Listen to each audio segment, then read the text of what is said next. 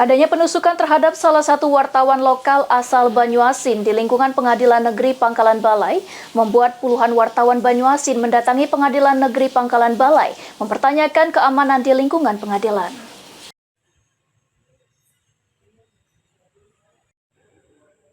Adanya penusukan terhadap salah satu wartawan lokal asal Banyuasin di lingkungan Pengadilan Negeri Pangkalan Balai membuat puluhan wartawan Banyuasin mendatangi Pengadilan Negeri Pangkalan Balai. Kedatangan puluhan wartawan Banyuasin ini untuk mempertanyakan keamanan di lingkungan pengadilan. Menurut Hari Muktiono, juru bicara Pengadilan Negeri Pangkalan Balai membenarkan adanya peristiwa yang terjadi di lingkungan Pengadilan Negeri Pangkalan Balai dan akan menjadi evaluasi serta akan meningkatkan keamanan di lingkungan pengadilan. Hari Muktiono juga mengucapkan terima kasih kepada wartawan Banyuasin atas saran dan masukan untuk Pengadilan Negeri Pangkalan Balai.